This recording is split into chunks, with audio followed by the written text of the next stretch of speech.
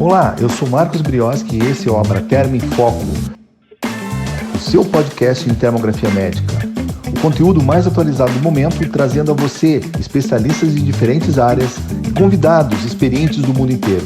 Esta é uma iniciativa da Associação Brasileira de Termologia Abraterm. Juntos somos mais fortes. Meu nome é Alexandre Guiraldi, eu sou médico ortopedista, de formação e fiz pós-graduação em medicina da dor.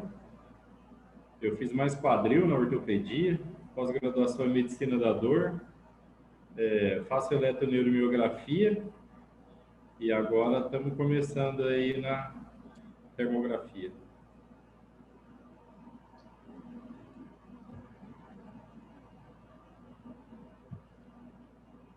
Bom, meu estudo é comparativo entre a eletroneuromiografia e a termografia na radiculopatia lombar. E a compressão e inflamação da raiz do nervo lombar causa dor radicular nas extremidades, que é um sintoma típico da radiculopatia. E 90% das herniações discais lombares, das discais em geral, ocorrem entre L4, L5 e L5, S1. E daí tem uma compressão do nervo L5 e S1 ou L5, S1. Falar um pouquinho da termografia. Duenzing et al. Foram os primeiros a falarem sobre a compressão da raiz lombar, que tem correspondência com uma área hiporradiante no membro inferior afetado. O Ematsu, em 1988, também estudou isso e demonstrou que tem assimetria térmica com o lado afetado resfriado, mais frio,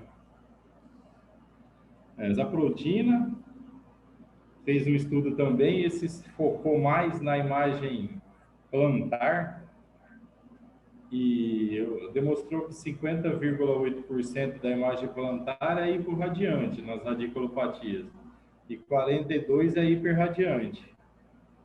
Ele afirmou que o grupo com lado afetado mais frio eram pacientes com dor mais intensa.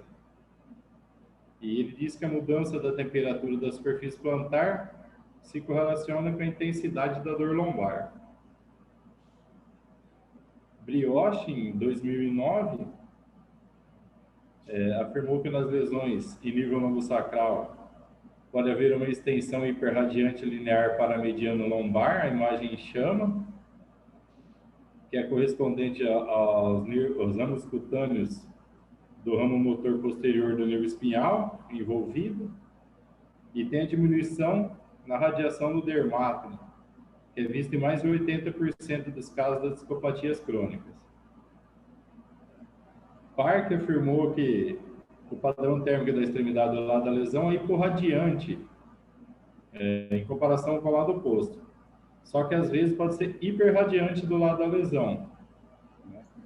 Ele afirmou que esse fenômeno paradoxal se deve à presença de neuropatia diabética ou periférica combinada, radiculopatia espinhal, bilateral, operação anterior ou intervenção da coluna lombar e erros do exame.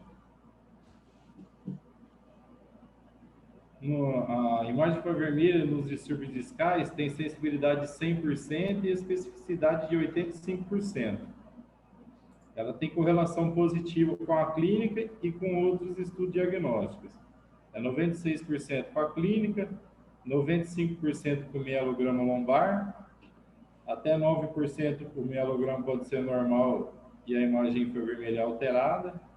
A eletroneuromiografia tem correlação de 89% e até 43% a eletroneuromiografia pode ser normal e a imagem infravermelha alterada.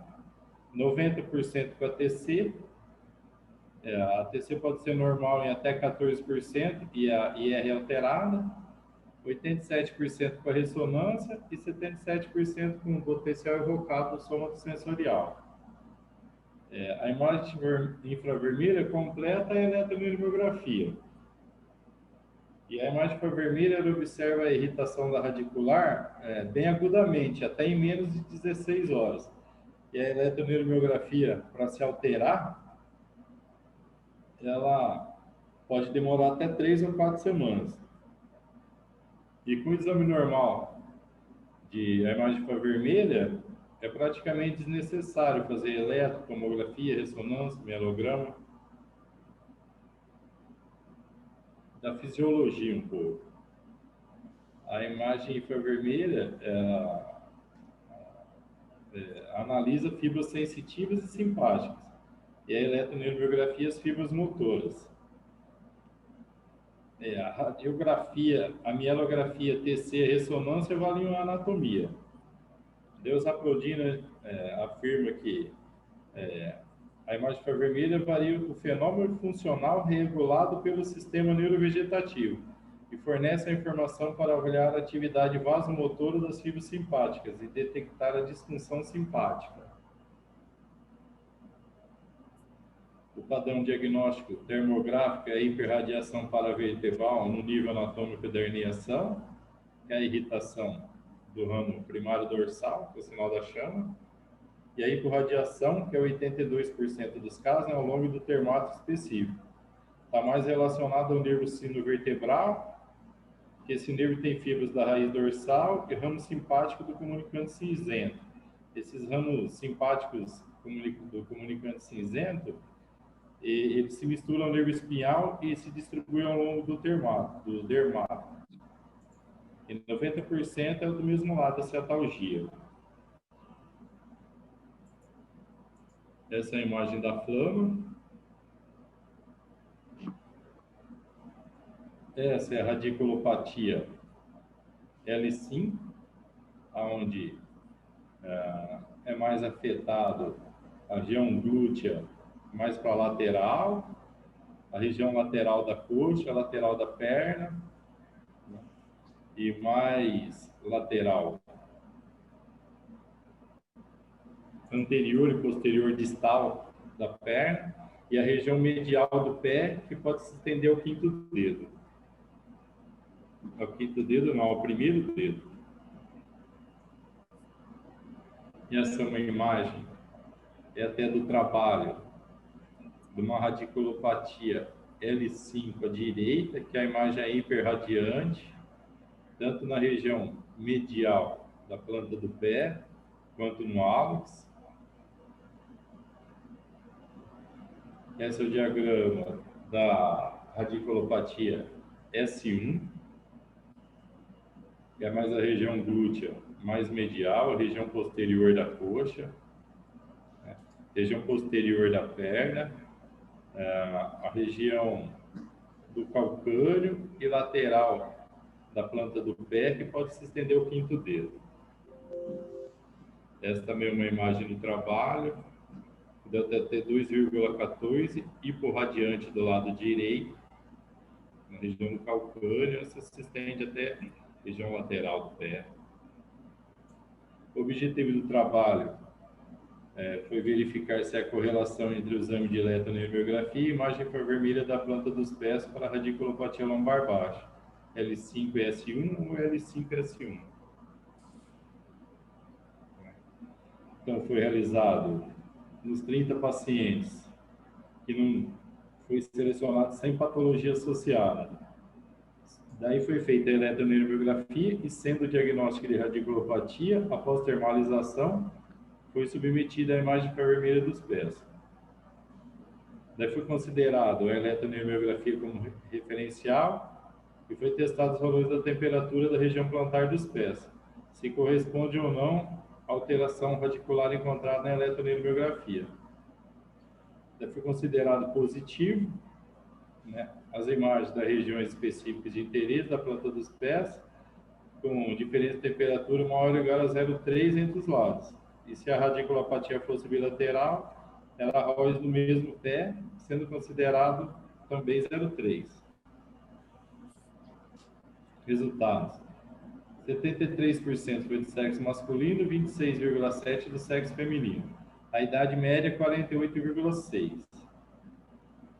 Pela eletroneuromiografia, 63% radiculopatia L5. S1, 26%, L5, S1, 9,9%. Em 37,7%, a termografia deu igualzinho à eletroneuromiografia, foi o mesmo resultado. Em 60%, foi parcialmente igual. Em 8,3% foi diferente. Nesses 60%, que foi parcialmente igual, 88,9%, a imagem infravermelha mostrou uma maior sensibilidade, e 11,1% foi a eletroneuromiografia. E no resultado que foi diferente daquele paciente que não deu igual, na eletroneuromiografia se constatou radiculopatia S1 à esquerda. E 76,7% a imagem plantar foi hiperradiante. E 23% foi hiporradiante. Então, a discussão tem uma correlação positiva entre a imagem, entre a eletroneuromiografia e a imagem infravermelha, de 96,7%. Aqui eu incluí o resultado semelhante e parcialmente semelhante. E falei, nos resultados parcialmente semelhantes, a minha impressão diagnóstica foi que a imagem infravermelha foi mais sensível em 88,9% dos casos. Corrobora com os dados da literatura, Brioche 2012, que a sensibilidade é de 100% da imagem infravermelha. Pela imagem infravermelha, não há necessidade de haver um pinçamento da raiz para ocorrer uma alteração positiva na imagem infravermelha, né? Dores discogênicas, leve abalamento do ânus também causa irritação do nervo meníngeo recorrente e, consequentemente, uma alteração positiva na imagem infravermelha. Mesmo paciente com eletroneuromiografia, TC e ressonância ou mielograma negativos. Aí, que nesse estudo também, a imagem infravermelha plantar, em 76,7% foi hiperradiante, e 23,6% foi hiporradiante. Esses dados entram em conflito com os aprodina, que a imagem da plantar foi 50,8 hiporradiante e 49,2 hiperradiante. Dá uma explicação, possível explicação, é que no trabalho de Park, ele relata que o Ematsu relatou que a temperatura das extremidades pode apresentar aspectos diferentes dependendo da extensão da lesão do nervo periférico. Então, uma lesão nervosa completa causa perda da função do sistema nervoso autônomo e resulta em hiperradiação, devido à dilatação dos vasos sanguíneos. Enquanto a lesão nervosa periférica incompleta causa uma ativação do sistema nervoso autonômico, resultando em hiporradiação, devido à síntese norepinefrina e constrição dos vasos sanguíneos. Então, o Park concluiu no trabalho dele que pacientes com radiculopatia da coluna cervical lombar, em pacientes com radiculopatia da coluna cervical lombar, uma temperatura corporal elevada do lado patológico, determinado pela imagem infravermelha, não é incomum. Em particular, com história de trauma, curta duração de sintomas, dor radicular intensa, daí estão associados à hiperradiação. A conclusão é que teve uma correlação positiva entre a eletroneuromiografia e imagem infravermelha plantar com a radiculopatia lombar L5, S1 e L5, S1. Tem uma tendência da imagem infravermelha plantar evidenciar mais raízes envolvidas. E também esse estudo foi preliminar, né? Precisa ser validado estatisticamente para comprovar a veracidade do mesmo. Era isso daí que eu tinha para falar. Muito bem. Olha só, Geraldo. Quem diria, quem dirá. Olha só, começou tímido e agora uma baita de uma apresentação aí. Fantástico. Quanta coisa. Eu vou deixar para o final para comentar. Eu acredito que a doutora Luciana esteja querendo comentar alguma coisa aqui, hein, Luciana? Está dentro da tua área, hein? Sim! Interessante, né? Olha, muito legal, parabéns, viu? Trabalho excelente. Esse é um trabalho que eu e o professor Brioski estamos devendo para o mundo, para os alunos, desde já faz uns 15 anos, né, Marcos? Que eu me comprometi de monitorar de correlacionar todas as eletroneuromografias com a Termo, e eu não consegui tempo para isso. Parabéns, viu, por você ter feito esse trabalho inicial aí, muito bacana, muito legal. Então, a primeira coisa assim, é valorizar mesmo o tema, né? E eu teria só uns comentários assim, que eu espero que seja construtivo, assim. Como eu imagino que você não está habituado a fazer apresentações, e foi muito clara, objetiva, só que se você colocar gráficos, se você colocar mais imagens ou formas de tabela, alguma coisa assim, mais gráfica, fica mais interessante para quem está assistindo, especialmente se a pessoa não conhece ou não domina o tema. Então, fica uma sugestão para uma próxima apresentação, você colocar menos texto e mais gráficos e imagem, onde você explica uma sugestão. O objetivo aqui é aprendizado. E em relação... eu também faço eletroneuromiografia já há muitos anos. Eu só queria deixar assim, e você é ortopedista, você deve concordar comigo, que a termografia ela não é tão sensível, ela é menos sensível e menos específica para lesões motoras. Então, ela dificilmente vai mostrar, a não ser que esteja um desuso muscular, uma alteração térmica qualitativa e quantitativa em lesões de raízes motoras. Então, eu só queria comentar que você citou um autor ali, onde a eletroneuromiografia seria dispensável em alguns casos devido à sensibilidade da termo. Então, se o paciente tem um déficit motor, a termografia, para o próprio ortopedista ou para o neurocirurgião, enfim, quem vai operar esse paciente ou lidar com esse paciente, ele precisa ter a informação de quanta de perda axonal que aquele paciente tem, né? Então, eu imagino que você concorda comigo, foi ali uma parte do texto que você colocou que poderia ser até dispensável a eletroneuromiografia.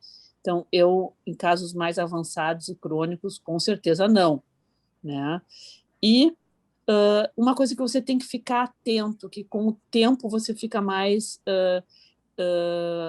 atento com isso, mas você já poderia pensar, acho que o doutor Marcelo Almada saiu há pouco, né? Eu estava esperando que ele fosse comentar, mas apareceu que ele tinha saído, que lesões macrovasculares, uma imagem que você mostrou de radiculopatia S1 ali, onde tinha, concordo que tem a radiculopatia à direita, mas à esquerda, se não me engano, aquela hiperradiação, se você olhar todo o segmento do membro inferior, que dava para ver ali, lesões macrovasculares, né, varizes exuberantes, dilatações venosas, elas dão uma hiperradiação em padrão vascular. Então, seria interessante você avaliar em outras escalas de cores para você identificar vaso, tá? Mesmo que você não seja da sua área identificar lesão vascular, para não confundir.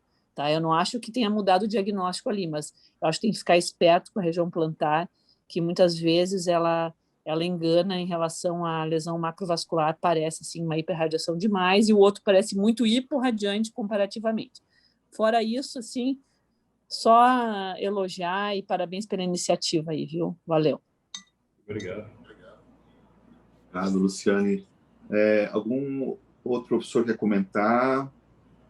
O Edson, que está quietinho aqui. O Edson saiu. Não, está aqui o Edson Bussard. Hein, Edson? Está nos ouvindo?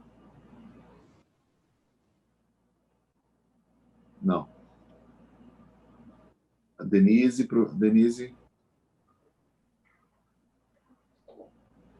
Na realidade, não é meu dia a dia, né, Marcos? Aí tá. O Gneu já falou. Tudo bem. Não, tranquilo. Então, eu vou comentar aqui o seguinte.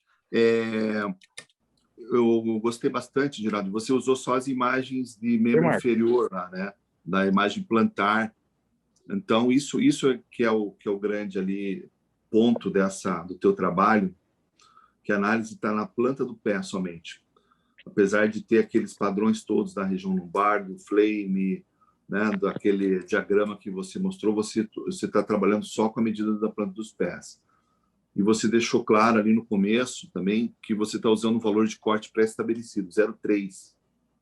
Né? Então, todo o teu resultado está baseado nisso, né, Alexandre? Só me confirma. Sim. Isso é legal, isso é legal. E você pegou, então, planta do pé em 0,3 e chega em valores bem interessantes lá, fazendo o exame só da planta dos pés em relação à eletromiografia. Acho que a grande contribuição está isso. A gente discutiu antes, né, sobre de fazer, não estabelecer valor de corte, ver várias áreas, eu ver o que dava. Então, isso é um outro trabalho, mas que é aquele que está montando na tabela, que de repente a gente vai melhorar isso aí, até ver quais são as regiões. Tal. Então, o que você apresentou está legal, dá para fazer um trabalho só disso, e aquilo que a gente falou da tabela é como se fosse um segundo trabalho, que você pode refinar ou pode publicar até em 2 revistas diferentes em cima dessa amostra aí, tá? Eu gostei muito da apresentação, porque você já mostrou mais confiança, mais domínio, mais segurança, né? Até eu vou te perguntar se você conseguiu se convencer com a termografia a partir desse trabalho, dentro da tua experiência com eletromiografia. Se você vai acrescentar na sua rotina isso, qual que foi a tua impressão ainda? Ou ainda acha que não tem ainda uma utilidade, está na dúvida? Não, acho que tem muita utilidade. Eu vou bem rotineiramente fazendo a eletroneuromiografia, seja de membro superior, seja de membro inferior, ou 4 membros, e depois eu faço a imagem termográfica. Mesmo assim, vamos dizer assim, se for de membro superior, só tira a parte de cima do vestuário, da roupa da pessoa. Eu faço a eletroneuromiografia e a maioria das vezes depois eu faço algumas imagens termográficas. E a maioria das vezes eu gosto bastante, que até tira a dúvida da gente, a gente fica meio... faz a imagem da eletroneuromiografia, às vezes fica meio pensando o que mais está incomodando o paciente, né? De repente, uma síndrome do túnel do carpo, radiculopatia C6, radiculopatia C7, mas principalmente C6. Daí você vê lá, de repente está mais nítido na termografia C6, daí a gente pega, pelo menos eu penso dessa maneira, daí quando eu dou um valor maior para a radiculopatia C6, assim, entendeu? Legal. Então, tipo, no caso, seria a palma da mão, né? E palma da mão, você está falando, né? Isso, faço do membro superior inteiro e da palma da mão, faço todo assim, né? Certo. Não, porque no trabalho aqui você fez somente a planta dos pés, né? Isso, né? Mas no meu trabalho eu só fiz a planta dos pés. Tá. Eu acho bom isso. Eu acho que, de repente, a gente pode entender melhor qual que é o limite de fazer só a planta do pé. E vai muito longe pelo que você colocou aqui, né? Chega uma sensibilidade muito boa, né? E algumas coisas assim que tem que deixar mais claro. Você mostrou, por exemplo, uma tabela que a Eletroneuro deu lá, L5, S1, L5, S1, o percentual. Você poderia ter feito o mesmo com a termografia. Termografia, quantos de L5, quantos de S1, a mesma tabela, porque você está comparando, sabe? Então, isso é uma sugestão para arrumar naquela tabela que você fez ali. Vai ficar bem bacana. Então, quantos L5 apareceram? E aí tem aquele conceito também de parcialmente semelhante. O que é parcialmente semelhante? Então, deixar mais claro. O que você considerou como parcialmente semelhante? Por que não foi igual? Exemplos. Assim, tipo, vou dizer, numa eletroneuromiografia que deu a radiculopatia L5 do lado direito, por exemplo. Daí o que eu considerei semelhante foi igual, tipo, se for uma área hipo ou hiperradiante na face medial do pé ou do hálux, só isso daí que deu alterado. Só que teve aquela grande parte que deu parcialmente semelhante, 60%, se eu não estou enganado. Eu vi a imagem termográfica e, para mim, tipo assim, essa área parece que se estendia e também fazia as ROIs E essas áreas parece que se estendiam um pouco mais, assim, tipo, daria... Eu ficava na dúvida se tinha uma radiculopatia L5, S1 também, por exemplo. Eu olhava e falava assim, pô, mas a ROI está diferente, está dando mais do que 0,3 aqui no S1 também. Então é um pouco aquela confusão que eu te falei, que de repente o trabalho onde você põe todos os números numa tabela e ele vai trazer os valores de corte, ele vai trazer as regiões, é o que vai responder melhor essas dúvidas. Porque nesse trabalho que você fez agora, pré-estabelecendo 0,3, você está considerando assim a termo como um resultado absoluto. Então, dentro do teu critério, então, é isso que está. Dentro daquele critério 0,3, com diferença de 0,3 e considerando o lado hiporradiante. Foi o teu critério. Então, só que tem que lembrar que nem alguns trabalhos mostram lá, os trabalhos coreanos, da Zaprudina, mostra que às vezes a alteração hiperradiante está no lado afetado também. Então, no teu critério, você não considerou isso. Você considerou que o lado afetado é sempre hiporradiante. Entendeu? Não, mas eu não estou falando que está errado. Estou falando que quando eu observo aquele critério específico que a gente viu que ela vai até um certo limite. Então, você mostrou até onde vai esse limite, do que é total, o que é parcial e o que não bate, sabe? Então, é legal isso, é legal, é bom. Na prática, com o tempo, né, vai desenvolver, vai entender, você vai ver que tem essas situações que, às vezes, o lado sintomático é mais hiperradiante, às vezes o lado sintomático é hiporradiante, e tem a questão da inversão, né? Então, por exemplo, você não fez coxa e perna. Você não fez coxa e perna ali de muitos pacientes. Então, a coxa e perna pode estar hiporradiante, desde o glúteo lá, frio. Aí chega na planta do pé, muda, fica hiper. E aí, na tua avaliação, ela entra como parcialmente, né? Semelhante. Entendeu? Não, só para mostrar que tem esses nuances aí. Então, essas coisas são um pouco... tem que deixar claras na hora de escrever, tem que escrever com calma isso. Porque para o leitor que não conhece o tema, é difícil. É difícil compreender essas diferenças. Mas eu achei muito bom. E para finalizar, Geraldo, o que acrescentou o curso para você, assim, em uma palavra? Algumas palavras. Foi muito bom, né? Como que eu posso dizer assim? O que mais acrescentou, bom, conhecimento, né? Mas, assim, tipo, eu peguei o costume de fazer, na consulta, fazendo a termografia. Então, o paciente vem, tá com uma dor meio mal definida em membro superior, alguma coisa assim. Eu faço as imagens termográficas, tal, analiso, tipo, deixei meio de rotina até na consulta, por partes, assim, sabe? Não, como que eu digo assim,